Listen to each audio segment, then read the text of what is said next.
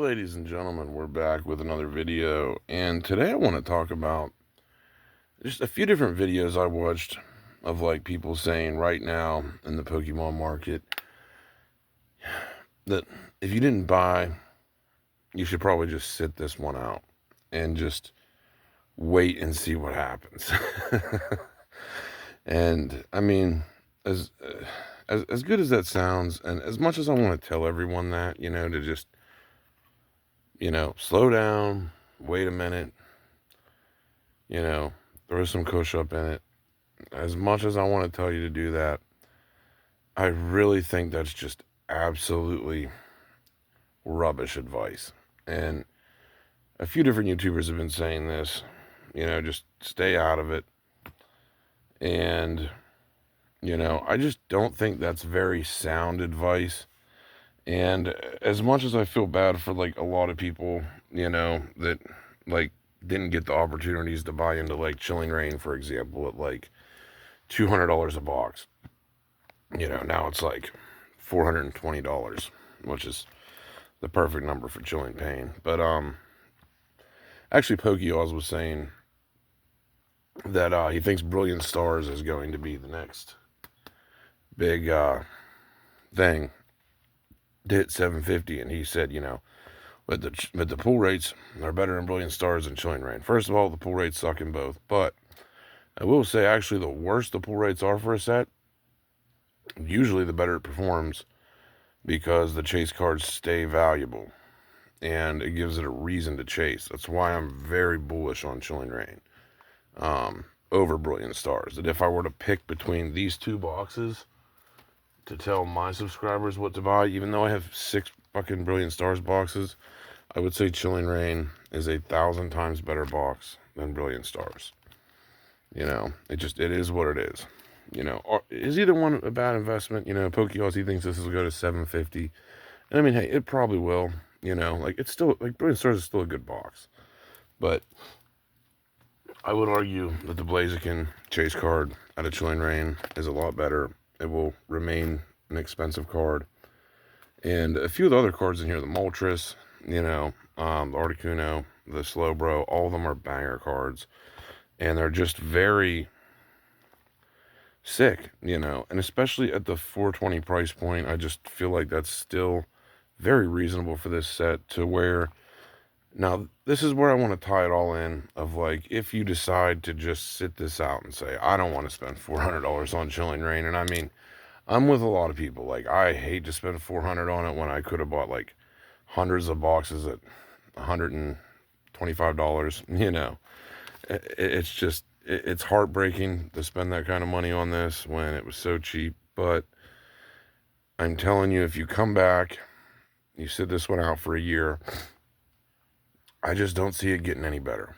That right now, most of us collectors, we're to the point now where we're actually kind of like sketched out to sell because we don't really know what's going to quite happen in the future, but we have a good idea that in the next year or two, like, you're going to look in the market and these are $1,000, like, and I think that's what you'll kind of come back to. Like, let's say you sit this one out for a year, come back, and you're like, okay, now it's time to buy. Yeah, and then you start looking and it's like, Chilling Reign, $900 a box, Fusion Strike, $1,500 a box, Evolving Skies, 3K, 4K, and you're just like, damn, maybe I should have just got in, and that's why I'm saying, even though things are high right now, I still don't think Sword and Shield era, picking these boxes up at the current prices, that you're going to, I know you're going to lose money, put it that way, but I just don't think you're going to regret it in a year from now. I know even myself, I bought this box so cheap. I bought it for $625. It's now $2,000. Like, anyone would usually cash out, and even myself, I'm like, I just don't see a point to do so. Like, why? So I can get taxed and then have to just like wait for it to get higher and then try to buy it next year for $3,000. No, thank you. I would rather just be the one sitting on it and wait, and be patient. Next thing I want to get to is Cosmic Eclipse, and it is $40 a pack now, which is fucking maddening, man. I remember these Pokeball tins right here, and you want to keep an eye out for these at any store. These are the D21 Pokemon tins. These have Cosmic Eclipse in them. And I remember picking these up for like $10, man. They had them on Pokemon Center for like, it was like $11 or $12. And I forget what it came with. It was Cosmic Eclipse, I think Vivid Voltage, and some other shitty set. Maybe like Rebel Clash or something. And yeah, it's crazy to think like just the one pack out of here loose is $40 now. I remember ordering like 20 of these, and I have them laying around somewhere.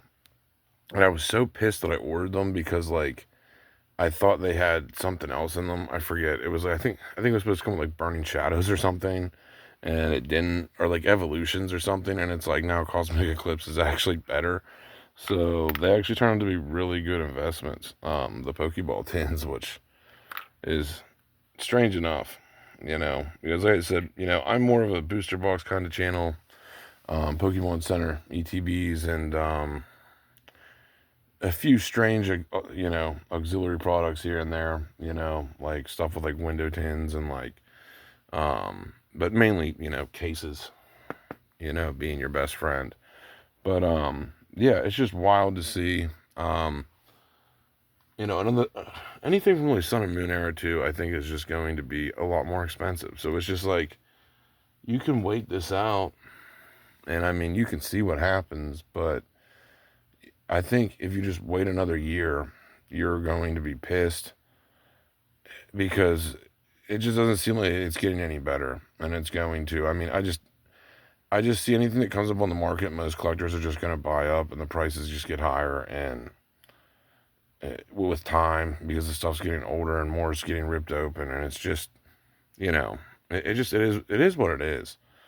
But I just don't think it's going to get any better, and that's why I'm saying that, like, yes, you can decide to sit this out, because you do also take the gamble of buying something like Obsidian Flames, at the 250 price point this is at now. I seen someone trying to sell one for 350 earlier today. I'm like, bro, get the fuck out of here. That's crazy.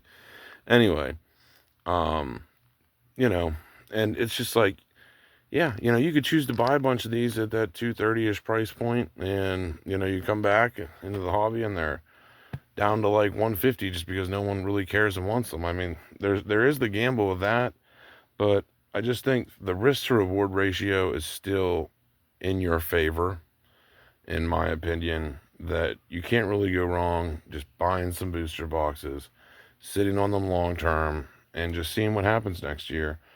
And, that's probably my best advice still, is I would personally still just grab Chilling Reign, your Fusion Strikes, your Evolving Skies, your Twilight Masquerades, like those sets are pretty much the safest, and then if you want to get creative, maybe some Champions Path or like some Lost Origin ETBs or booster boxes. I mean, they're all good, but yeah, it's just wild, because I could have just set this out and not grabbed this at 160, but instead I did, got it anyway. Now it's higher. So that's the point of this video, though. Hope you guys enjoyed it, and took something away from